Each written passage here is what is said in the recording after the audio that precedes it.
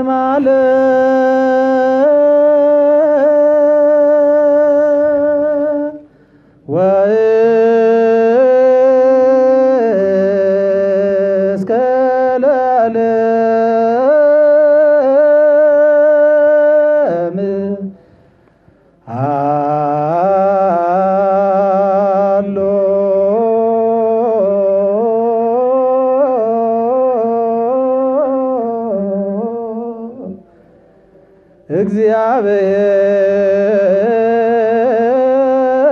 እግዚአብሔር በመንግሥቱ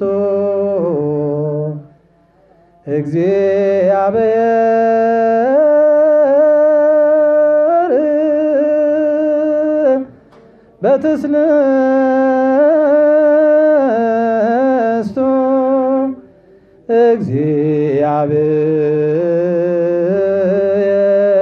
እግዚአብሔር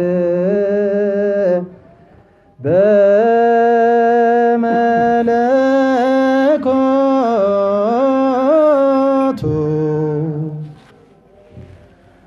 waaqayyo addunyaa dursee tureera hanga bara biraattis mootummaa isaatiin jira waaqayyo sadummaa isaatiin jira waaqayyo mootummaa isaatiin jira bakkalchaa fi barii dura guyyaa falkan dura ergamoonni otuu hin uumamin waaqayyo mootummaa isaatiin jira samiiwwan osoo hin diriirin fuulli lafaa osoo hin mul'atin biqiltoonni osoo hin biqilin waaqayyo mootummaa isaatiin jira aduu faddeessa urjiiwwan duras deddeebi'aa ifootan duras waaqayyo mootummaa isaatiin tureera beelladoota socho'an dura simbirroolli balalli'an dura bineensota galaanaa dura waaqayyo mootummaa isaatiin jira addaamiin akka bifa isaa fi fakkeenyaa isaatti otoo hin uumin addaamis abboommii isaa osoo hin diigin dura waaqayyo mootummaa isaatiin jira tureera abbaa ilmaa hafuura qulqulluu galanni ni ta'a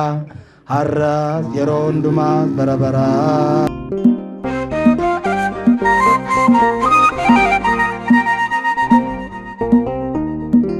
Maqaa abbaa kan ilmaa kan hafuura qulqulluu waaqa tokko ameen. Maatii waaqayyoo kan waaqayyoo jaalattan innillee kan isin jaalatu sagalee waaqayyoo bakka jirtanitti kan dhaggeeffachaa jirtan abbootiin luboon barsiisonni akkasumallee faarfattoonni maatiin waaqayyoo hundi keessanuyyuu kiristoosin kiristaana kan jedhamtan maqaa gooftaa keenya Yesuus Kiristoositiin nagaan isiniin jedhaa akkam jirtanii akkam yeroo kana geessanii ameen cubbuu keenya osoo hin ilaalin umurii keenya irratti umurii nuuf dabalee guyyaa irraa kanaan gannu ga'ee abbaan keenya abbaan jaalalaa uumaan keenya gooftaan keenya Yesuus Kiristoos sagalee isaa nama qabbaneessu sagalee isaa baay'ee namatti tolu jireenya bara baraa kan nama agarsiisu karaa gaarii kan namatti mul'isu akka barannuu fi akka dhaggeeffannu guyyaa irraa kanaan kan nu ga'e abbaan keenya gooftaan keenya Yesuus Kiristoos maqaan isaa kan galatoome fi kan ulfaate nuuf haa ta'u. Araarsituun addunyaa haadha waaqayyoo kan taate giiftiin teenya haati teenya durboo maaramiin maqaan ishee kan ulfaate fi kan galatoome nuuf haa ta'u. Akka yama waaqayyootti guyyaa irraa kana barumsi nuti barannu mata dureen barumsa keenyaa gooftaan keenya Yesuus Kiristoos akkuma nu eeyyametti jechuudha mata dureen barumsa keenyaa harka kee diriirsi kan jedhu ta'a. Mata dureen barumsa keenyaa harka kee diriirsi kan jedhu yoo ta'u hundi keenya iyyuu gooftaan keenya Yesuus Kiristoos yoo nu eeyyame mata duree kanaan ka'uudhaan sagaleen kun maaliif dubbatamee akkasumallee harka diriirsuu kan qabnu hundi keenya iyyuu garamitti akka ta'e bal'inaan daqiiqaa muraasa keessatti ilaallaa.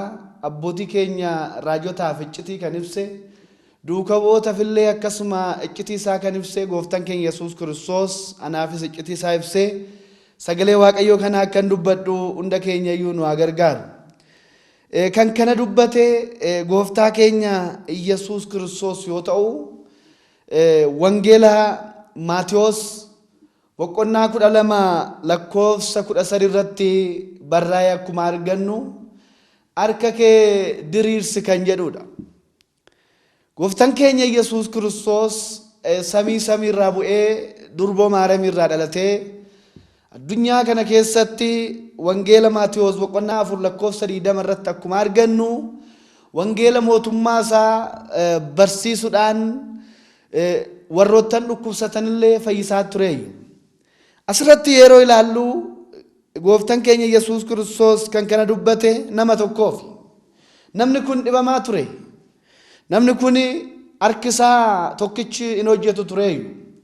Gooftaan keenya Yesuus Kiristoos wangeela Maatiyos boqonnaa 12 lakkoofsa 9 irraa calqabnee yemmuu ilaallu gooftaan keenya Yesuus Kiristoos gara mukuraaba Ayihud deemee jedhamaati Waaqayyo. Mukuraaba Ayihud jechuun Ayihudoonni bara kakuu moofaa jechuudha. Kitaaba raajotaa kan keessatti dubbisan akkasumallee waa'ee seera fi abboommii gooftaa keenya Yesuus Kiristoos kan keessatti baratan yoo ta'u, Ayihudoonni mukuraaba san mana qulqulluu jedhanii yookiin immoo kan Waaqayyoo mana itti waaqeffatan jechuudha. Gooftaan keenya Yesuus Kiristoos wangeela barsiisuudhaaf garas yemmuu deemu bakka deeme sanitti jechuudha harki isaa kan dhibame harka isaa tokkichi kan hin hojjenne akka hiriyoota isaatti jechuudha hojjetee akka hiriyoota isaatti harka isaa sochoosee barreessuu kan hin dandeenye akkasumallee hojii adda addaa hojjechuu kan hin dandeenye dhibee isaa wajjiniin kan socho'u tokko ture jedhamaati Waaqayyo. Baay'ee ulfaata dhuguma. Namni kan hojjetu harka isaatiin, namni wanta adda addaa kan qabu harkaani, namni midhaan dhiyaatallee kan nyaatu harka isaatiin, nyaachuudhaan durallee hojjetee jireenya isaa kan jijjiiru jechuudha harka Waaqayyoon isaaf kenne jechuudha. Kanaafiyyuu namni kun harka isaatiin hojjechuu hin dandeenye. Harki isaa tokkichi baay'ee dhukkubsataa tureeyyu. Yommuu kana gooftaan keenya Yesuus Kiristoos bakka san gara mukuraabaa yeroo deemu namni kunis bakka san dhaabbatee jiraayu maatii Waaqayyo. Dhuguma kakuu moofaa irratti mukuraabaa akkuma jedhamu kakuu haaraa kana keessa jechuudha. Gooftaan keenya Yesuus Kiristoos erga dhalateen booda akkuma kitaabni qulqulluun dubbatu mukuraabaan kan jijjiirame bataksaan mana qulqullummaadha jechuudha. Kiristaanonnis bara kana gara mana qulqullummaa deemuudhaan yeroo hundumaayyuu wangeela akkuma barannu, akkuma sagalee Waaqayyoo dhaggeeffannu, akkuma qiddaasee as qaddasnu, akkuma gaafii keenya hundumaayyuu Waaqayyootti dhiyeessinu namni kunis kitaaba raajotaa dubbifamu san dhaggeeffachuudhaaf akkasumallee waa'ee fayyinaa jechuudha abbootiin akka isaaf kadhataniif gara mana qulqullummaa kana deemee jedha. Achi keessa garuu gooftaan keenya Yesuus Kiristoos yeroo deemu Ayihudoonni illee bakka san turaniyyuu jedhamaati Waaqayyo. Ayihudoonni bakka sanitti argamanii jiran. Mata duree keenya irratti akkuma kaasne wangeela Maatiyos boqonnaa 2 lakkoofsa 1 calqabnee yeroo ilaallu Ayihudoonni duuka bu'oota Waaqayyooti. Duuka bu'oota Waaqayyoo jechuudha sobaan karaa adda addaatiin kasasaa turaniyyuu. Duuka bu'oonni kee wanta hin taane hojjetanii guyyaa sanbataa guyyaa boqonnaa wanta akkanaatu hojjetanii jechuudhaan gooftaa keenya Yesuus Kiristoos sura dhaabbachuudhaan duuka bu'oota irratti wanta hin taane dubbachaa turan. Inni garuu gaafii gahaa isaaniif kenne. Ammas immoo isa duukaa dhufaniit gara mukuraabaa jechuudha erga galaniin booda gooftaan keenya Yesuus Kiristoos osoo barsiisuu namni kunis dhaabbatee fayyinaaf yookiin immoo dhibee isaa wajjin dhaabbatee guyyaa fayyinaa isaa eeggachaa osoo jiru gooftaan keenya Yesuus Kiristoos nama kana ilaalee jedha. Waaqayyoon hunda keenyayyuu yaa ilaalu. Waaqayyoon hunda keenyayyuu gara keenya yaa ilaalu. Maatii Waaqayyoo hunda keenyayyuu Waaqayyoon yoo ilaale hundi keenyayyuu ni fayyina. Amma hunda keenyayyuu Waaqayyoon akka nu ilaalu gara isaatti dhiyaachuu qabna.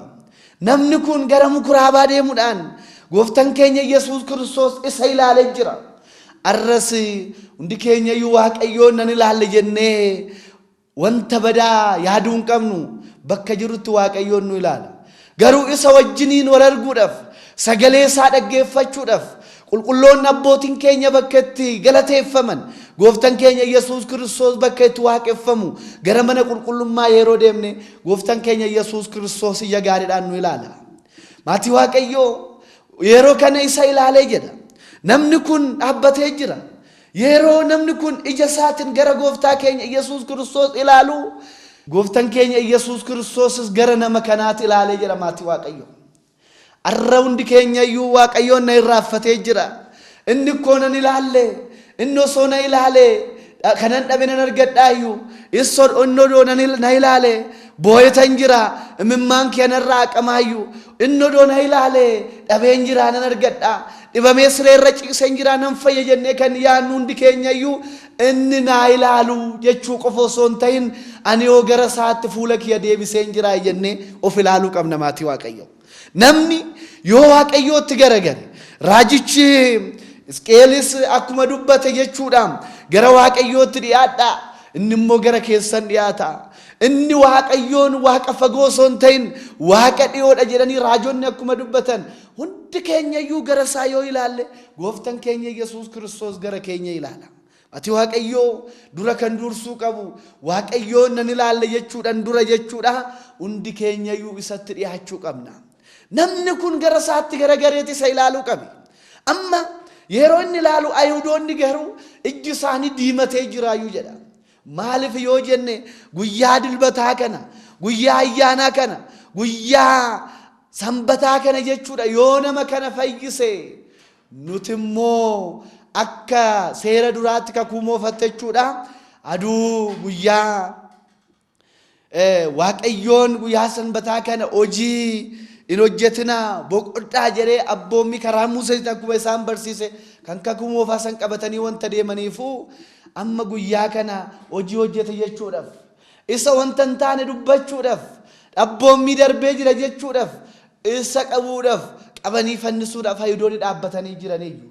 Ati waaqayyoo guyyaa sanbataa guyyaa ayyaanaa kabajaa kan jedhe guyyaa ayyaana kiyya kabajuu qabdan kan jedhe gooftaan keenya Yesuus Kiristoos wanta gaariin hojjetinaan jenne. Kabajaa jechuun maal jechuudha? Mee xiqqoo haa ilaallu.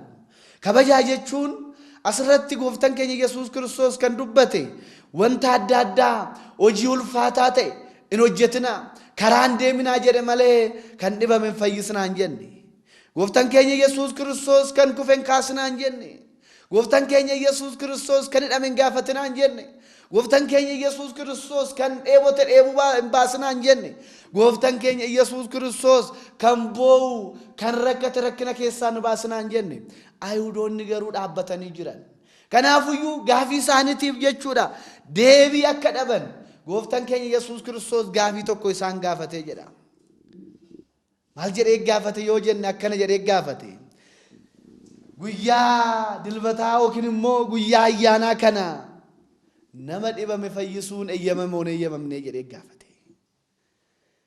Nama dhibamee jiru nama dhibee isaa wajjiniin wal hammatee jiraatu dhibee isaatirraa akka fayyu gochuun eeyyamame moo eeyyamamne jedhee gooftaan Yesuus Kiristoos gaafate. Kanaafuyyuu isaan gaafii inni gaafateef deebii dhabanii jedha maatii waaqayyoo.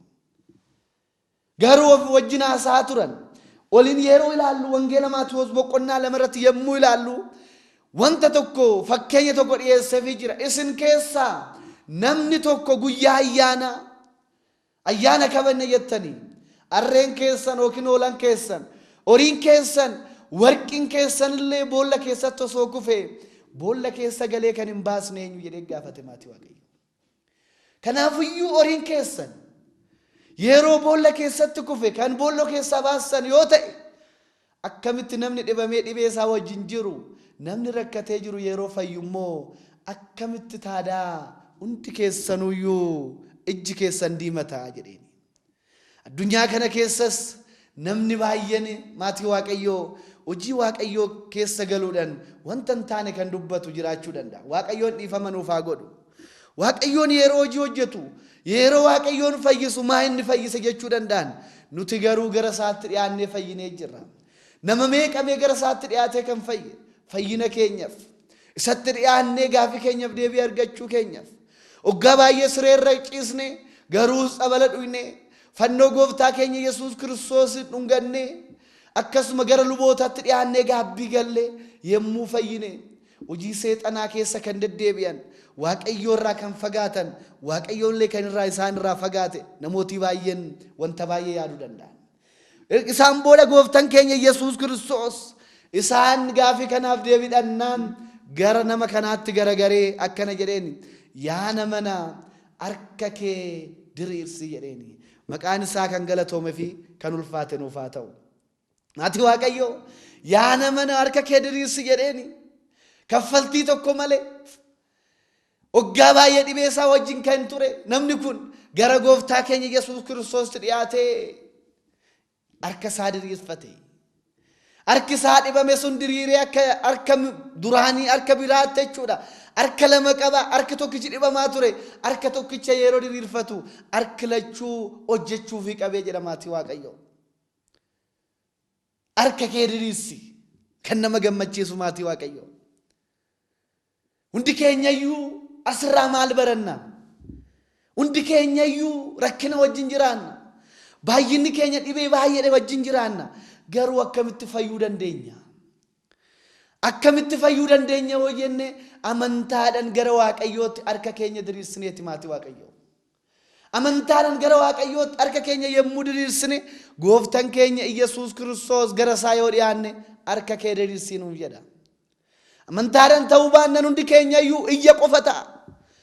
Aarsan nuti dhiyeessinu akkuma raajichi Isaayyaas boqonnaa tokko lakkoofsa 10 calqabnee yeroo ilaallu aarsan sin dhiyeessitan ana fuulduratti fudhataman qabu maaliif lapheen keessan narraa fagaatee jira harka keessan yoo gara kiyya bal'isan sin ilaalu ija keessan yoo ol kaasan sin ilaalu harka keessan yoo iyya keessan yookiin immoo sagalee keessan yoo ol kaasanii boochan isin hin dhaggeeffadhu dura hundi keessanuyyuu gara kiyya harka keessan bal'isuudhaan dura natti boo'uudhaan dura hundi keessanuyyuu harki keessan dhiigan guutamee jira harka keessan dhiqadhaa jedhamaati waaqayyo. Harka keessan dhiqadhaa harki keessan dhiigan guutamee jira maati waaqayyo. Harka keenya diriirsuudhaan dura akka nama kanaatti isatti haa dhiyaannu. Harka keenya yaadii qannu. Harki keenya xuroomnan gaafii keenyaaf deebii argachuu hin dandeenyu. Kan cabe fayyuu hin danda'u. Kan dhibamellee dhibee isaa keessaa bahuu hin danda'u. Jaalala keessa kan jiru jaalalli isaa xumuran argatu. Tajaajilarra kan jirrullee tajaajila keenyan jechuudha hanga dhumaatti hanga duunutti jechuudha. Tajaajilli keenyallee akka milkaa'uuf jechuudha. Hundi keenyayyuu laphee keenya harka keenya dhiqachuu qabna. Addunyaan irra yeroo ilaalu karaa adda addaatiin harki ishii dhiigan guutamee jira. Waaqayyoon garuu maal jedha? Harka keessan dhiqadhaa jedha. Harka keenya yoo dhiqannee dhiyaanne akka nama kanaatu waaqayyoon sagalee isaatiin harka kee diriirsinu jedhee fayyina. Kanaafiyyuu hundi keenyayyuu harka keenya garamitti diriirsuu qabna kan jedhu san ilaalla. Harka keenya garamitti diriirsuu qabna? Gara gooftaa keenya Yesuus Kiristoos diriirsuu qabna.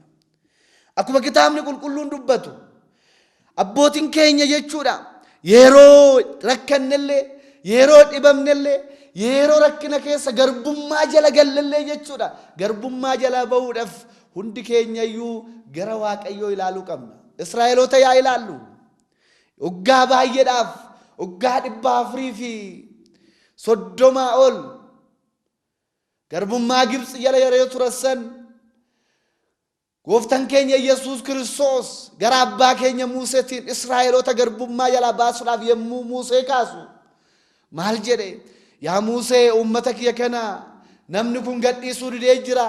Fara'oon lapheen isaa dhakaa ta'ee jira. Kanaafiyyuu koottu harka kee kaasi jedhee waaqayyoon jechuudha. Yaa Musee harka kee kaasi. Kanaafiyyuu harka kee diriirsi. Gara bishaan isaaniitti diriirsee bishaan isaan dhugan dhiiga jalaa ta'e. Ammas uummatan gadhiisu jedhe gara lafa isaaniitti diriirsee midhaan marga hundumtuuyyuu guyyaa tokkoon nyaatamee badee dhume maatii waaqayyoo. waaqayyoon harka kee diriirsi jedhe harka isaa diriirsinaani daa'imni calqaba dhalatan hundumtuyyuu jalaa du'uu qaban. waaqayyoon raajii kudhanii ol biyya san keessatti erga mul'iseen booda waaqayyoon harka isaa karaa Muuseetiin diriirsee uummata Israa'el garbummaa Gibxi jalaa baase jechuudha. Kanaafuyyuu hundi keenyayyuu garbummaa adda addaa jala gallee jirra. Eenyumee sobaan garbummaa sobaa jala kan hin galle, eenyumee garbummaa jala kan hin galle maatii waaqayyoo jibbi garbummaadha. Hojii seexanaa hojjechuun garbummaadha. Seexanni immoo wanta gaarii hin jaalatu. Seexanni yeroo hundumaayyuu hojiin isaa soba. Seexanni hojiin isaa dhiiga qulqullootaa lolaasudha. Seexanni yeroo hundumaa hojiin isaa namaaf nama walitti naquudha. Seexanni hojiin isaa yeroo hundumaayyuu maatii waaqayyoo biddeen namaati irratti daaraa facaasudha. Seexanni yeroo hundumaayyuu abdiidhaan mootummaa waaqayyoo akka hin ilaalle ija keenya qaba. Seexanni yeroo hundumaayyuu akka waliin kabajnee akka wal kabajnee hin jiraanne yeroo hundumaayyuu akka waliin kabajnee nu gadduu seenet addaan nu qoqqooda. Seexanni hojiin isaa yeroo hundumaayyuu harka keenya nafa keenya gara waaqayyootti harka keenya akka hin diriirsine fayyina akka hin arganne yeroo hundumaayyuu harki keenya cabaa ta'e nafti keenya lapheen keenya akka cabu hojii baay'ee hojjeta maatii waaqayyoo. Kanaafuyyuu akka uummata Israa'el garbummaa jalaa akka baanu garbummaa hojii seexanaa jalaa akka baanu hundi keenyayyuu akka nama kana gara mana qulqullummaatti dhiyaannee waaqayyootti bu'uu qabna jechuudha. Kanaafuyyuu maatii waaqayyoo kiristiyaanni tokko kan Kiristoosin kiristiyaana jedhame hundumtuyyuu harka isaa maaliif diriirsuu qaba kan jedhu san ilaalla. Tokkoffaan nuti harka keenya maaliif diriirsuu qabna? Addunyaan bara kana addunyaa keessatti hundi keenyayyuu kan diriirsaa jirru fedhii foonii qofaaf ta'ee jira. Hundumtuyyuu qarshii irraa argamee boru dhabamuuf harka isaanii diriirsa. Namni baay'een amantaa isaa keessa yookiin immoo kabaja waaqayyoon kenneef gatuudhaan hojii seexanaa keessa galee jira. Maaliidhaaf hoo jenne harka isaa addunyaadhaaf diriirsee jira. Eenyumee jireenya isaa hundumaayyuu kan addunyaadhaan diriirsine waaqayyoon gara isaatti akka deebinu inni waa gargaaru.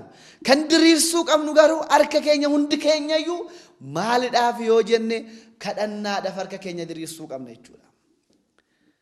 Kadhannaadhaaf yaa waaqayyo samiirra kan jiraattu maqaan kee haa ulfaatu mootummaan kee haa dhufu jechuudhaan harka keenya diriirsinee isa kadhachuu qabna. Maaliif yoo jenne abdiin kiristiyaanaa mootummaa waaqayyo wanta ta'eef jechuudha. Abdiin kiristiyaanaa kana wanta ta'eef mootummaa isaatiif waaqayyoon mootummaa isaa akka nu dhaalchisu harka keenya diriirsuu qabna. Maaliif yoo jenne kadhannaan keenya yeroo isa fudhatama qaba jechuudha. Kadhannaadhaaf diriirsuu qabna. Kan biraa maaliif diriirsuu qabna yoo jenne waaqayyoon dhuma keenya akka miidhagsu harka keenya diriirsuu qabna. Kiristiyaanni akka kitaaba qulqulluutti kadhannaa kitaaba qulqulluu keessatti akkuma ilaallu wanta lama waaqayyoo gaafachuu jedhan abbootiin keenya. Tokkoffaan yaa waaqayyo mana keetirraa akka hin fagaanne, yaa waaqayyo yeroo hundumaayyuu akkan si waaqeffadhu, yaa waaqayyo yeroo hundumaayyuu akkan siif sagadu, hojii seexanaa hojii xaawootiidhaaf osoo hin ta'in siif qofa akkan sagadu, jilbi kiyya siif akka sagadu, miilli kiyya gara mana keetii akka deemu, afaan kiyya sagalee kee qofa akka dubbatu, lapheen kiyya yeroo hundumaayyuu wanta kee qofa akka yaadu, yeroo hundumaayyuu sammuun kiyya nafti kiyya hundumaayyuu akka si abdatu yaa waaqayyo na gargaari jechuudhaan mana keetii akkan hin fagaanne jechuudhaan gooftaa keenya Yesuus Kiristoos kadhachuu akka qabnu barsiisan. Lammaffaan kiristiyaani tokko yeroo hundumaayyuu kan kadhachuu qabu maanni yoo jenne harka isaa kan bal'isuu qabu yaa waaqayyo dhuma kiyya naa miidhagsi jennee kadhachuu qabna. Waaqayyoon hunda keenyayyuu dhuma keenya nuuf haa miidhagsu. Amma namni hundumtuyyuu jireenya isaa keessatti jireenya gaarii calqaba maatii waaqayyo. Garuu namni baay'een yeroo ilaallu addunyaa keessatti hojjetaan hojii calqaba, gammachuudhaan hojii calqaba, dhumni isaa garuu gadda. Namni baay'een yeroo baay'eedhaan karaa adda addaatiin waaqayyo waaqeffachuudhaaf ka'a, dhumni isaa garuu gaddaan dhuma yeroo baay'ee jechuudha. Namni baay'een tajaajilaa waaqayyoo ta'uudhaan tajaajilaa waaqayyoo taane wangeela lallabne faarfanne karaa adda addaatiin as qaddasne wanta mana waaqayyootiif yookiin mana qulqullummaatiif ta'u hundumaayyuu raawwanne dhiyeessine yoo dhumni keenya miidhagne faayidaan qabu maatii waaqayyoo. Yaa waaqayyo dhuma kee naa miidhagsi jennee itti ba'uu qabna. Hundi keenyayyuu karaa adda addaatiin hojjenne waaqayyoon nafa nuu kenneen sochoone harka nuu kenneen hojjenne sammuu nuu kenneen yaanne hojii baay'ee hojjenne hojii keenya hojjenne garuu isarraa yoo fagaanne dhumni keenya yoo miidhagne faayidaan qabu. Kanaafuu yaa waaqayyo dhuma kee naa miidhagsi jennee harka keenyatti bal'isuu qabna. Seexanni dhumni keenya akka miidhagne yeroo baay'ee ibidda bobeessa maatii waaqayyo. Akkuma ilaaltan kitaaba qulqulluu keessatti ijoollee sadan jechuudha. Raajichi Daani'el kitaaba isaa irratti boqonnaa irratti akkuma dubbate isaan sadanuyyuu jechuudha yommuu ibiddi boba'usan xaawotiidhaaf hin sagannu jedhanii turaniyyuu gooftaan keenya Yesuus Kiristoos Anaaniyaa Azaariyaa Misaa'el kan jennu amantaa isaaniitiin jabaatanii jechuudha. Diinni garuu dhumni isaanii akka miidhagne maal godhe ibidda bobeesse. Isaan gara ibiddaa yeroo galan garuu ibidda bobeessan osoo hin ta'in kan ibidda keessaa baasu gooftaa keenya Yesuus Kiristoos ilaalanii jedha. Gooftaa keenya Yesuus Kiristoos inni ibidda keessaa nu baasa. Ibidda keessa illee nu baasu baatu daaraa taane tafna malee hin galledhan hoggaa san galan. Waaqayyoon gooftaan keenya Yesuus Kiristoos isaan dura gara isaa wanta ilaalaniifu harka isaanii gara gooftaa isaanii wanta bal'isaniifu innis immoo ergamaa isaa qulqulluu Gabri'eel erguudhaan ibidda san dhaamse jechuudha. Ibidda keessaa isaan baase. Kanaafuyyuu diinni dhumni keenya akka miidhagne yeroo baay'ee maal godha ibidda bobeessaa jechuudha. Mata duree keenya irratti kan barannu maalni yoo jenne wanti guddaan wanta sadi baranna. Tokkoffaan namni kun waggaa baay'eedhaaf dhibame harka isaatiin jechuudha gara gooftaa keenya Yesuus Kiristoos yeroo dhufu fayyee jira. Ammas immoo sagalee waaqayyoo kana kan dhaggeeffattan siree irra ciisanii dhibamtanii mana keessan ciisanii kan jirtan hundi keessanuyyuu amantaadhaan gooftaa keenya Yesuus Kiristoos eeggadhaa. Inni akka namaan jarjaru yoo dhufe garuu inni hundumaayyuu ni sirreessa. Obsa keenya ilaaluudhaaf callisuu danda'a. Kanaafuyyuu hundi keessanuyyuu obsaan akka dhaggeeffattan waaqayyoon guyyaa akka qabu asirraa baranna jechuudha. Kan biraa maatii waaqayyoo namni karaa adda addaatiin akka fayyine gara mana fayyinaa gara mana qulqullummaa akka hin deemne karaa adda addaatiin seexanni hojii baay'ee hojjechuu danda'a. Fayyina argachuudhaaf gara mana waaqayyoo akka deddeebinu gara mana waaqayyoo deddeebinee hundi keenyayyuu akka nama kanaa guyyaa fayyina isaa akka eeggannu gooftaan keenya Yesuus Kiristoos nu barsiisaa jechuudha. Kanaafuyyuu hundi keenyayyuu kadhannaadhaaf hundi keenyayyuu wanta dhabne argachuudhaaf hundi keenyayyuu jaalala qabnu hanga dhumaatti qabannee deemuudhaaf hundi keenyayyuu qabeenya waaqayyoon nuuf kenne hanga dhumaatti fayyadamnee lubbuu keenyanis foon keenyanis hundi keenyayyuu fayyina argachuudhaaf akkasuma eebba argachuudhaaf harka keenya akka waaqayyootti bal'isnu gara addunyaas osoo hin ta'in gara waaqayyootti harka keenya akka ol kaasnu gooftaan keenya Yesuus Kiristoos nu haa gargaaru. Mootummaa isaa dhaaluudhaaf foon dhiiga isaa nyaannee akka qophoofne jiraannu nu haa gargaaru. Ameen.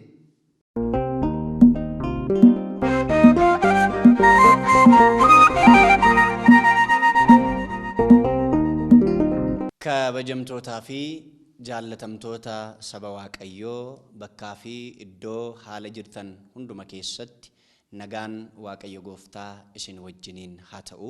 Kadhannaan haadha keenya qulqulleettii dubaroo Maariyaam hunduma keenya wajjin haa ta'u. Egaa barnoota keenya yeroo darban keessatti naamusa kiristaanummaa ilaalaa turre. Naamusa kiristaanummaa ilaalaa turre keessatti ammoo kiristaanni tokko maaltu isarraa barbaachisa warra jedhan keessatti gara kakuu haaraa dhufnee kakuu haaraa keessatti gooftaan keenya fayyisaan keenya Yesuus Kiristoos obboleessa ofii jaallachuurraa kaasee wantoota jechoota wangeelaa ja'an gooftaan keenya Yesuus Kiristoos kiristiyaanni tokko akka inni hojjetuuf yookiin akka inni raawwatuuf kan inni ajaje keessaa jechoota wangeelaa ja'an ilaallaa jirra jechaadha. Bakka jirtan teessanii miidiyaa mana amantaa keenyaa sagalee mana amantaa Ortodoksii Tawaahidoo Itoophiyaa kan ta'e akka isin hordofaa jirtan egaa abdii guddaa qabna.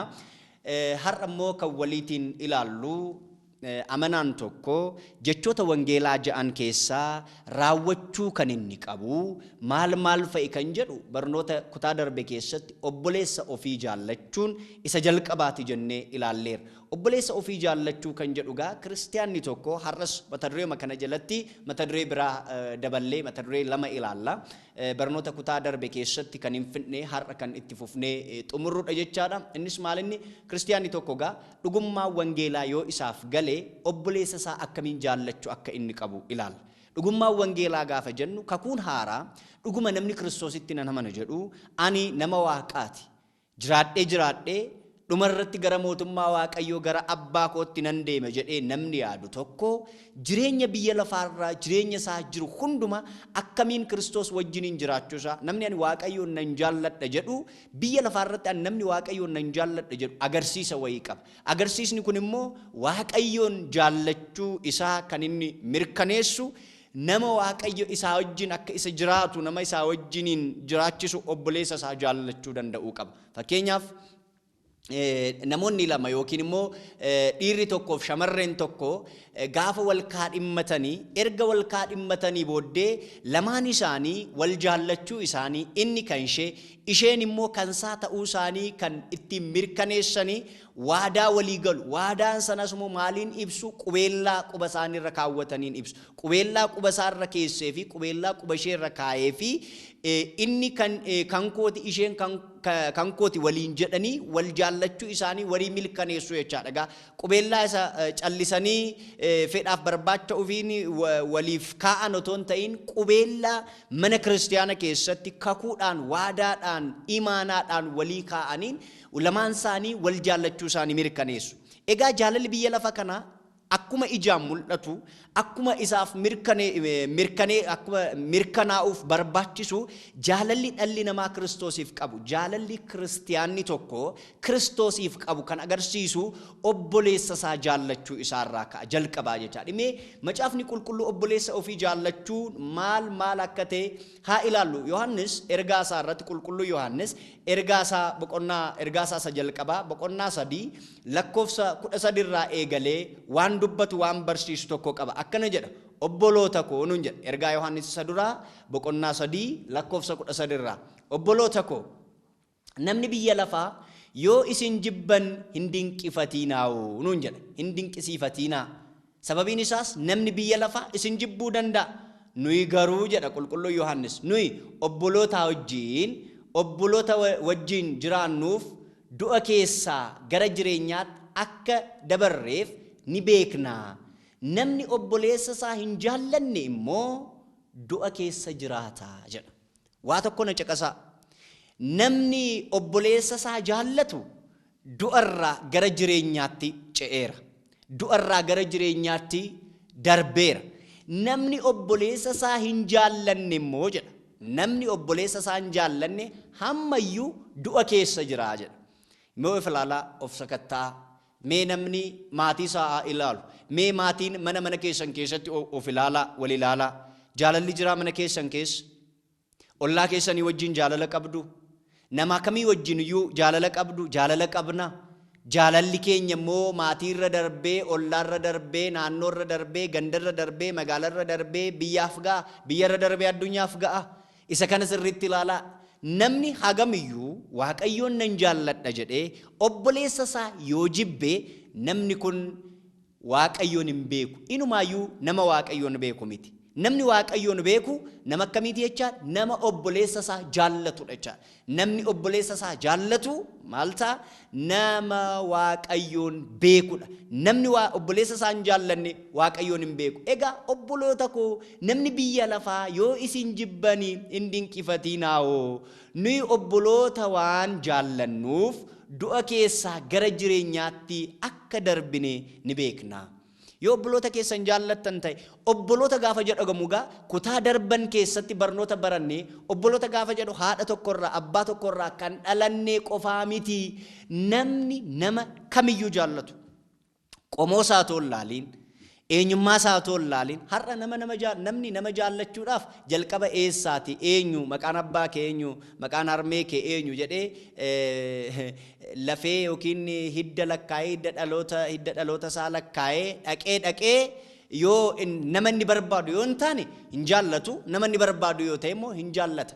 Maatii Kiristoos Iyesuus Kiristoos gaafa gara biyya lafaa kanaa dhufe samii irraa bu'ee qulqulleetti dubree Maariyaamii irraa dhalatee fannifamee fannoo irratti harka isaaf miilla isaa fannoo irratti nuuf jedhee jaalala keenyaaf jedhee fannifamu saba tokkoof miti jedhee kan fannifame Yesuus Kiristoos yookiin warra adii yookiin immoo warra gurraachaaf jedhee miti addunyaa hundumaaf Kiristoos kan fannifame.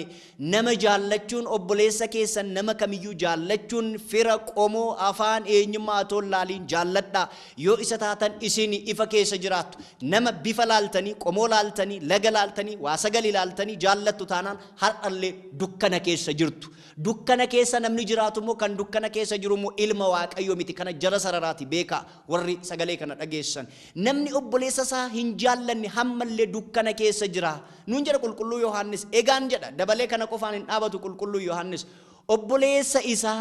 obboleessa isaa kan jibbu hundinuu nama ajjeesaadha jedha. Mee warri nama jaallattan ofii keessan of ilaalaa. Nama meeqa wajjin wal ooddanii nama meeqa wajjiniin wal cuftanii nagaa otoo waliin gaafatiin waliin ooddanii jirtu baay'oonni keessan hin beekna. Bakka garaa garaattis kan nu mudatu waan ilaalaa jirru gubaa'ee gurguddaa irrattis gaafa ilaalu wayyaa keenya bareedsifannee yookiin bareechannee naxalaa keenya saamunaan miiccannee kophee keenya bareedaa kaawwannee mana Waaqayyoo dhufna. Garuu obboleessa keenya wajjin immoo jibba keessa jirra. Inni kuni kiristiyaanummaa uffataa yookiin kiristiyaanummaa huccuu malee kiristiyaanummaa jireenyaa miti. Uffata keessan bareechattanii keessi keessan xuraawaa yoo ta'e isin lubbuu ajjeesaadha. Qulqulluu Yohaannis akkana jedha. Ana miti. Ergaa Yohaannis duraa boqonnaa 3:13 irraa eegalaati dubbisaa. Namni obboleessa isaa jibbu, namni ollaa isaa jibbu lubbuu ajjeesaadha. Namni hiriyyaa isaa jibbu lubbuu ajjeesaadha. Namni nama jibbu egaa kiristiyaanummaan baraka kuu haaraa akkasiniin jedhe dhiigaaf foon irraa kan argamu miti. Obbolummaan karaa garaa dhufuu danda'a. Obbolummaan karaa mana barumsaa dhufuu danda'a. Obbolummaan karaa mana cidhaa dhufuu danda'a. Karaa gaa'ilaa dhufuu danda'a. Fakkeenyaaf obboleessi koo mana nama tokkoo dhaqee intala nama tokkoo fuudhee ani warra sanaaf yookiin firadha jechaadha. Obboloota kooti jechaadha. Obboloonni haadha manaa obboleessa kooti anaaf obboloota kooti. Akkuma kana isiniifis obbolummaan karaa garaa dhufuu danda'a jechaadha. Obbolummaan karaa garaa dhufu. Obbolummaan karaa amantaa dhufa. Obbolummaan wajjin guddachuudhaan hin dhufa. Obbolummaan wajjin barachuudhaan hin dhufa. Hiriyummaarra darbee obbolummaan hin jira.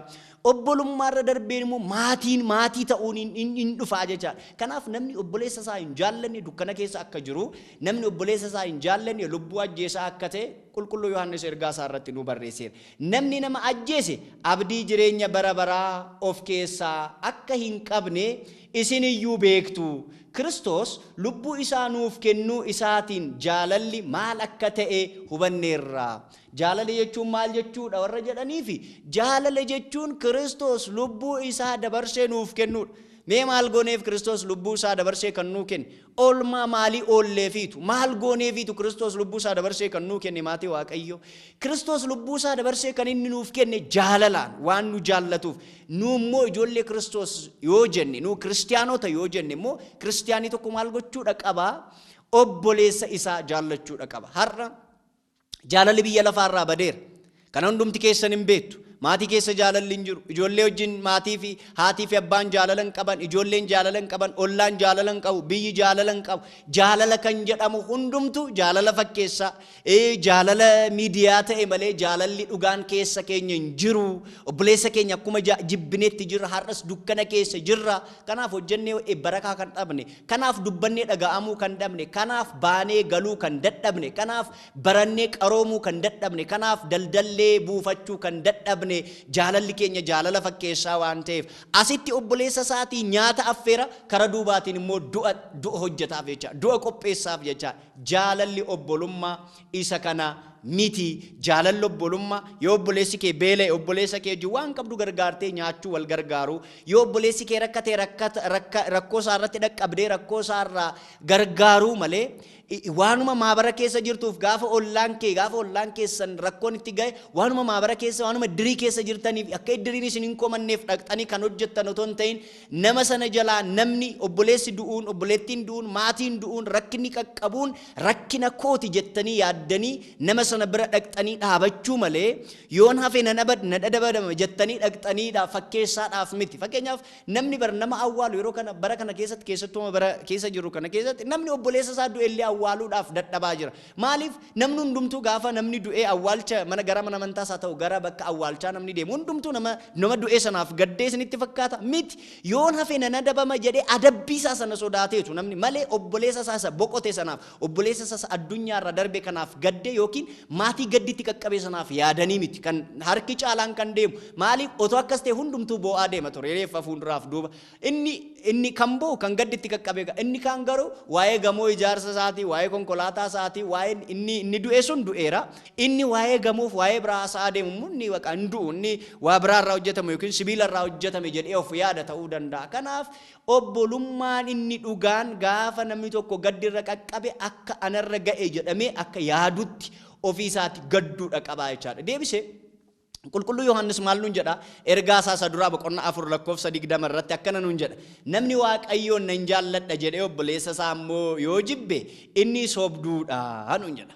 Ani waaqayyoon nan jaalladha mee ilaala bakka amantaa kamittiyyuu mee warri waaqayyoon jaallattan harka baasaa gaafa jedhamu waaqayyoo hundumtuu harka baasa. Garummoo obboleessa isaa hin jaallatu garummoo ollaa isaa wajjin nagaa waliin gaafatu garummoo hiriyoota isaa wajjin garummoo bakka hojiitti bakka hojii bakka waajjiratti bakka adda addaatti namaa wajjin haaloo qabateera garummoo waaqayyoon nan jaalladha. Inni kun qulqulluu Yohaannis namni akkas jedhu yoo jiraate inni sobduudha jedha. Egaa of ilaalaa mataa keessan dhugumaanii nama dhugaadha moo sobduudha isa jedhu sirriitti of ilaalaa of sakattaa ofaa ilaallu hundumti keenya. Egaa maal jedha sobduudha eeggadhee booddee obboleessa isaa ergee hin jaallanne yookiin obboleessa isaa immoo erga hin jaallanne waaqayyoon ija isaatiin hin argine akkamitti jaallachuu danda'a? Laala obboleessa keetoon jaallati waaqayyoon nan jaalladhan jedhee jalqaba kan inni ati eegaluu qabdu kan nu eegaluu qabnu obboleessa keenya jaallachuu ollaa keenya jaallachuu maatii keenya jaallachuu hiriyoota keenya jaallachuu irraan kan ka'e nama kamiyyuu nama akka namummaa isaatti jaallachuu namni nama jaallatu waaqayyoon hin jaallata. Sababiin isaas waaqayyoo nama fooniirra bulee waan mul'atuuf waaqayyoo nama dhukkubsataarra bulee nama harka qalleessarra bulee waan mul'atuufi obboleessa ofii jaallachuun isa kanarraa ka'achaadha. Egaa namni waaqayyoon jaallatu obboleessa isaa immoo akka jaallatuuf abboommiin kana isa biraa argineerraa jedha. Argini bakka namni obboleessa isaa jaallatu eenyuun jaallateera? Waaqayyoon jaallate. Abboommiin inni duraas kanadha. Obboleessa kee jaalladhu. Namni obboleessa isaa jaallatu waaqayyoon hin jaallate. Asumatti dabalee Yohaannis ergaa isaa duraa boqonnaa 3 lakkoofsa 10 irratti namni qajeelaa hin hojjenne obboleessa isaa hin jaallannes hundinuu kan waaqayyoo miti jedha. Namni obboleessa isaa hin jaallanne namni waa gaarii waa qajeelaa hin hojjenne inni kan waaqayyoo miti. Inni kan waaqayyoo miti kan waaqayyoo ta'uudhaaf waa qajeelaa hojjechuu waa gaarii hojjechuun barbaachisaa akka ta'edha. Kanaaf egaa waaqayyoo ijoolleen waaqayyoo fi ijoolleen seexanaa kanaan adda ba'uu jedha. Amma ani ilma waaqayyooti ofiin jechuudhaaf isin ani ilma waaqayyooti ofiin jechuu keessanii fi kan adda yookaan gargaritti ba'u namni waaqayyoof ijoolleen seexanaa kan itti gargar ba'anii nama jaallachuu obboleessa ofii jaallachuu nama ta'uu isaatiin gamoo waaqayyoo ta'uu isaatiin uumamtoota hundumaarraa adda taasisee waaqayyoo uumuu isaatiin namni kamiyyuu jaallatamuu qabachaa.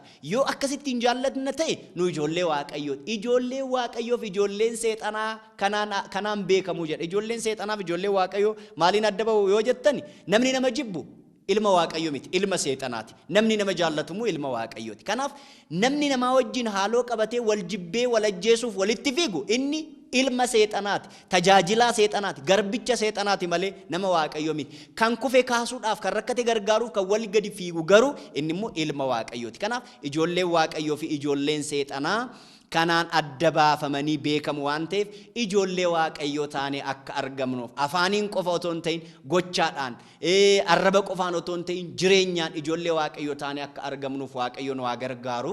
Inni lammaffaa jechoota wangeelaa 6 keessaa inni lammaffaa gooftaan keenya Yesuus Kiristoos maal jedheera?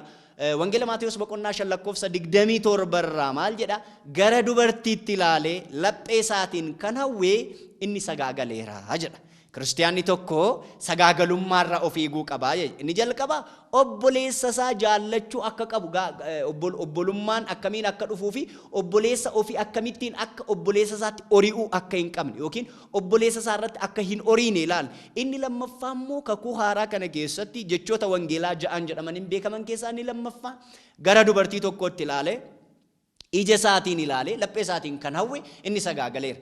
Egaa namoonni baay'een maalii ijji kan uumame ilaaluudhaaf mitiyoo naatoo laaliin akkamiin gaa'ilallee raawwachuu dandeenya kan jedhu immoo gaaffiin tokko tokko ka'uu danda'a.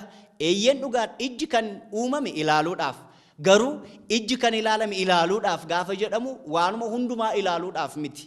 Wanti ijji keenya kan inni itti uumame wanta ilaaluu qabuu fi wanta ilaaluu hin qabne gargar baafannee beekuu danda'uu qaba. Egaa ilaaluu fi hawwuun garaagarummaa guddaa qabu. Ilaaluun eenyumtuu ilaala. Mukas ilaalla, namas ilaalla, samiis ilaalla, bishaanis ilaalla, lafas ilaalla. Waa hundumaa ilaalaa oolla. Garuu erga ilaallee booddee hawwuun, erga ilaallee booddee immoo waan sana ootoo kun kan koo ta'e jennee hawwuun. Fakkeenyaaf gaa'ila keessa too jiraatanii haadha manaa otoo qabu, abbaa warraa otoo qabdu, karaarra otoo deemtu dhiira biraa ilaaltee uffannaa isaatiin wanta inni qabuun ilaaltee kuni too dhiirsa akkasiin qabaadhe jettee dhiirsa ishee abbaa warraa ishee mana keessee dhiira biraa hawwuu jechuun inni kun sagaagalteetti jechaadha. Hawwuu nama ilaaliin jechuu miti, ija hidhadhuu deemii miti, inni dhiiraas akkasi. Otoo haadha manaa yookiin haadha warraa manaa qabu, haadha warraasaa lafee koo jedhee otoo manaa qabu, ishee manatti dhiisee gaafa karaarra deemu immoo kabraa ilaalee yoo otoo haati warraa koo ishii kana taate otoo dubartii akkasii fuudheera ta'ee jedhee laphee isaa keessatti hawwe, namni kun sagaagaleera jechaadha. Cubbuudhaa jechaadha. Namni kana hojjetus mootummaa waaqayyoo hin seenu. Kanaafi gara dubartii tokkotti ilaalee laphee isaatiin kan hawwe inni maal godheera? Gooftaan keenya Yesuus Kiristoos sagaagaleera. Wangeela Maatewos boqonnaa 5:27 irraa. Egaa akka ajaja kitaaba qulqulluutti sirna fuudhaa fi heerumaa keessatti hundumti keenya akka beennu akka baranne sirna fuudhaa fi heerumaa keessatti dhiirri tokko dubartii tokkoo fi dubartiin tokko immoo dhiira tokko qofaaf heeyyamameera. Kabajamtootaaf jaalatamtoota maatii waaqayyo, har'a addunyaan keenya kun sagaagalummaadhaan xuroofteetti. Har'a ejjummaadhaan mee ilaalaa. Bara Nooh keessatti, bara Loox keessatti abiddi waaqayyo irraa samii irraa bu'ee hamma uummata addunyaa balleessutti kan inni qaqqabe sagaagalummaarraan. Har'a addunyaan sagaagalummaadhaan guutteetti. Mee meeqan keessan gaa'ila keessaniif amanamtoon, warri maatii qabdan, warri maatii mana keessaatti gaa'ila qabdan, gaa'ila keessaniif agam amanamtoota isin. Abbaan warraa agamaadha mana haadha warraa isaatiif amanamaadha. Haati warraa agama abbaa warraa isheetiif amanamaadha. Har'a jireenya addunyaa keenyaa jibbisiisaa ta'eera. Haati warraa karaa barbaadde deemti, abbaan warraa karaa barbaadde deema. Icciitii abbaan warraa haati warraa hin beektu, icciitii haati warraa abbaan warraa hin beeku. Sanbata wal fuudhanii wixata wal hiiku. Kun hundumtuu kan inni ka'e sagaagalummaarraa ka'uudhaan, sagaagalummaadhaan jireenya isaanii addunyaa keessatti fixanii dhuma irratti namni maal nuun jedha jedhanii gara gaa'ilaatti seenu. Achii booddee kan isheen waa'ee isaa hin beekne erga wal fuudhanii booddee, kan inni immoo waa'ee ishee hin beekne erga wal fuudhanii booddee icciitiin isaanii ba'aa deema. Kanaaf isheen sagaagaltuu taate, inni sagaagalaa ta'a. Amma immoo gaa'ila keessan kabajjanii immoo gaa'ila keessan gaa'illi koo gaa'ila waaqayyootti argamudha jettanii gaa'ila keessan kabajjanii warri jirtan immoo jirtu baay'oonni keessan isa hamma dhumaatti isiniif haa xumuru waaqayyoon. Kaan keessan garuu warri jireenya akkasii keessa hin jirre sagaagalummaa keessa warri jirtan dhaabadhaatii of ilaalaa.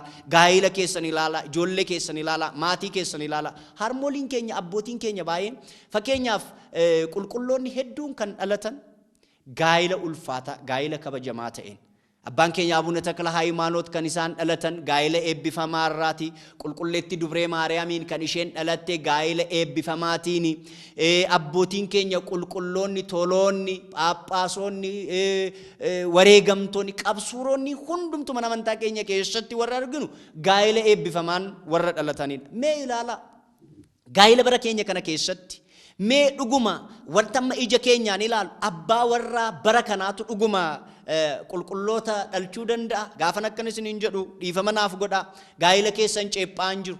Bakka 10 utaalaa ba'ee bakka 10tti dubartoota 10 20 wajjiniin akka fedha isaa ta'aa dhufe asitti immoo inni dhuguma kan inni dhalchetu kan Waaqayyo sodaatu ta'aadha. Gaaffiin inni guddaa haati warraa abbaa warraa ishee dhoksitee dallaa jala hulluuqxee dhaqxee dhiira biraa wajjin sagaagaltee dhufte dhuguma kan isheen deessutu wareegamaa ta'oo, dhuguma kan isheen deessutu phaaphaasii ta'oo, dhuguma kan isheen deessutu luba ta'oo, kan isheen deessutu diyaaqonii ta'oo, kan isheen deessutu biyya bulchaa'oodha. Har'a kan rakkanne kan dadhabne isa kana.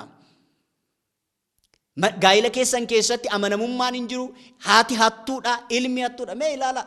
Haadholiin keenya darban erga daa'ima da'an illee duddatti baatan hundumti keenya duddatti baatamne guddan. Meesa bara kanaa immoo ilaalaa qaroomina jedhamee duratti haadholiin keenya duddatti baatanii yoo gufuun isaan gufachiises fuula isaaniitiin kufan isaantu miidhama jechaadha. Isaantu miidhama, daa'imti dudda isaanii irra jiru homaan ta'u hin ba'a.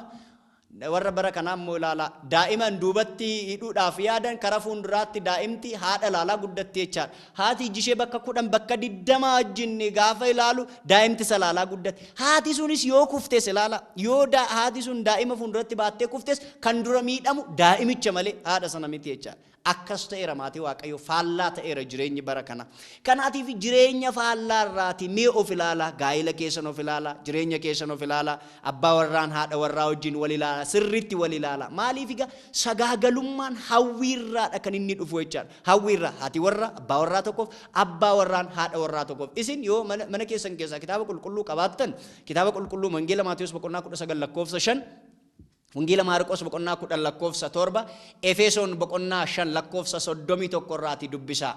Namni abbaa fi haadha isaa ni dhiisa, haadha warraa isaa wajjiniin walii gala erga jedhee booddee lamaanuu foon tokko ta'uu jedha. Lamaanuu foon tokko. Haadha warraa isaa wajjin walii gala jedha malee haadha warraawwan isaa wajjin yookiin haadha warroota isaa wajjin walii galaa jedha. Har'a akka faashiniitti ilaalamee yoo isheen kun ta'uu didde ishee kana hiikee kan biraa fuudha, isheen sun yoo ta'uu baadde ishee kan biraa fuudha. Akkasumatti umurii isaa guutuu sagaagalaa Waaqayyoon otoo hin beekiin jireenya isaa gaafa ayyaanaa immoo waan ta'e qabatee dhufa immoo Waaqayyotti araaramuudhaaf miti maatii Waaqayyoo. Jireenyi keenya kan Waaqayyo eeyyame dhiirri tokko dubartii tokkoof, dubartiin tokko dhiira tokkoof kan kanarra darbee sagaagalummaadha. Sagaagalummaan akkuma siliisniin jedhe jalqaba heeyyama Waaqayyoo gaafachuu. Gaa'illi harki Waaqayyoo keessa hin jirre gaa'ila gaarii hin ta'u. Gaa'illi harki Waaqayyoo heeyyamni Waaqayyoo keessa hin jirre akkuma siliisniin jedhe sanbata wal fuudhanii wixata wal hiikuudha. Gaa'illi harka Waaqayyoo keessa jiru garuu qorumsi hammamiyyuu haa ta'u, yeballi hammamiyyuu irratti ka'u, jireenyi sun jireenya bareedaa ta'a. Homaa ta'uu hin qabaatiin eebbaan bara rakkinaa bara beelaa darbuu danda'a maatiin sun. Argineerra kitaaba qulqulluu keessatti abbootiin keenya hedduun jireenya qulqullummaadhaan akka isaan jiraatanii umurii isaanii dabarsan argineerra. Mee egaa hawwuun maalirraa ka'a? Akkamittiin hawwuun maalinni yoo jennu Kiristoos gara dubartii tokko ilaalee kan ija isaatiin ilaalee laphee isaatiin kan hawwe sagaagaluu. Ilaaluun cubbuun qabu garuu erga ilaalee booddee wanti inni yaadu. Cubbuun kallattii sadiidhaan dhufa. Tokko yaaduudhaan, lammaffaan dalaguudhaan, sadaffaan dubbachuudhaan. Cubbuuwwan sadan gurguddoo sadan kun cubbuuwwan sadan karaa kanaan dhufu. Cubbuuwwan sadan karaa kanaan dhufan egaa maalinni yaaduudhaan, dubbachuudhaan, dalaguudhaan. Namni tokko hin laala. Erga ilaalee booddee fakkeenyaaf qabeenya ollaasaa ta'uu danda'a. Atoo akkas ta'e mana jara kanaarraa fuunee akkas goona jedhee hawwuu. Erga hawwee booddee immoo dalaguu, shira irratti xaxee hojjechuu, dalaguu, waan sana ofiisaa taasisuu. Inni kun kiristiyaanni tokko kan isarraa hin eeggamne keessaa inni lammaffaan Kiristoos akka nuti akkasin raawwanne kan inni jedhe gara dubartii tokko ilaalee laphee isaatti kan hawwe inni sagaagaleera dhe sagaagalummaan mootummaa Waaqayyoo akka nama hin galchine hubachuudha qabnaa jechaadha.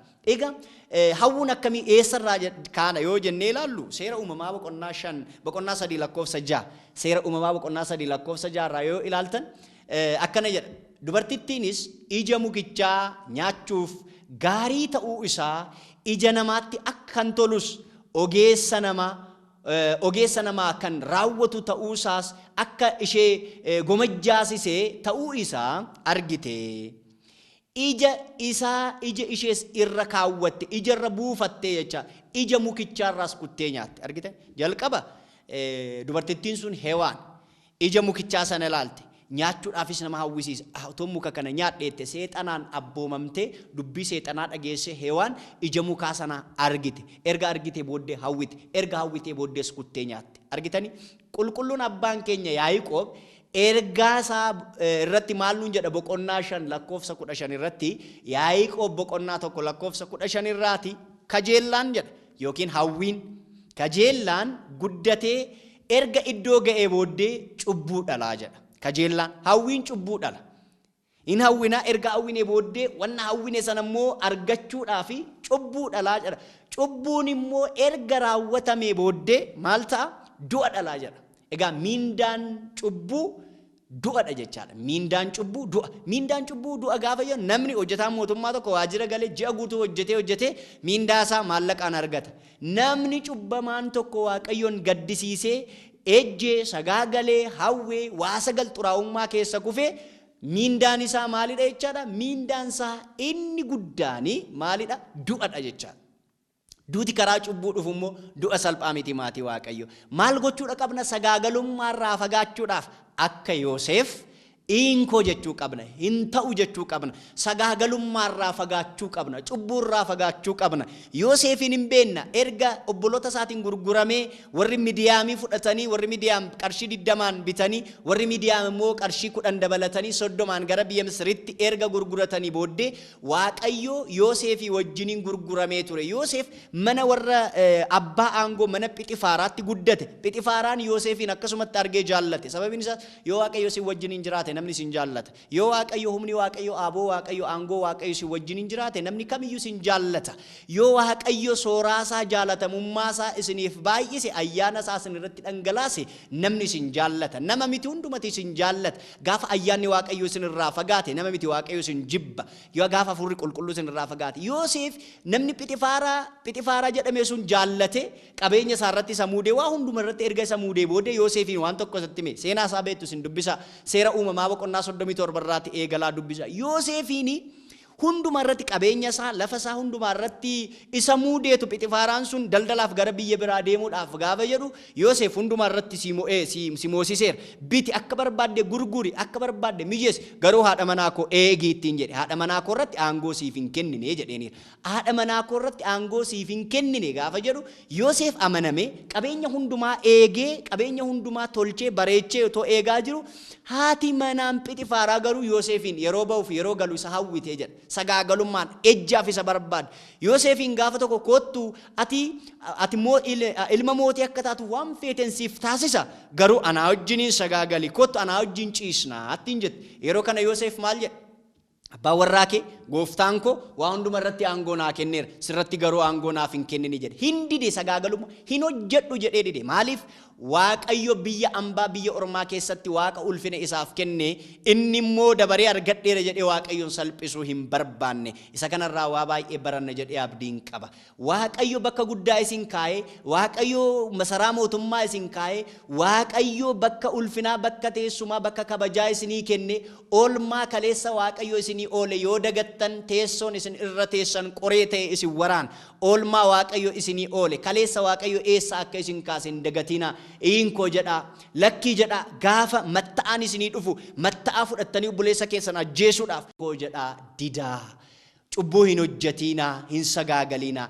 Yoosef hin sagaagalu jedhee dide, akkamiin fuula Waaqayyootti cubbuu hojjedha jedhee dide, Yoosefin Waaqayyoof amanamaa ta'e, Yoosefis dhumarratti Waaqayyoon akkamiin akka isa jaallatu, akkamiin akka Waaqayyo fuulratti jaallatamaa ta'e argineera. Kanaaf inni lammaffaa asirratti kan argine gara dubartii tokko ilaalee laphee isaatiin kan hawwe inni sagaagaleera jedhee gooftaan keenya Yesuus Kiristoos akkuma nu barsiise akka nu hin sagaagalle gaa'ila keenya kabajne jireenya keenya bareechifannee qulqullummaadhaan jiraannee kan abbootiin keenya keessa darban keessa darbine mootummaa Waaqayyo bara bara akka dhaalluu fi Waaqayyo gooftaan hunduma keenya nu gargaaru. Jechoota wangeelaa ja'an keessaa isa sadaffaa immoo kan itti fufu kutaa itti aanutti kan ilaalluta har'aaf nu ga'u kadhannaan haadha keenya qulqulleettii dubaroo Maariyaamii arjummaan Waaqayyoo eegumsi ergamoota samii kadhannaan abbootii keenya tolli ergamoota qulqullootaa hunduma keenya wajjin haa ta'u galanni abbaaf ilmaaf hafuura qulqulluudhaaf haa ta'u hanga bara baraatti amiin.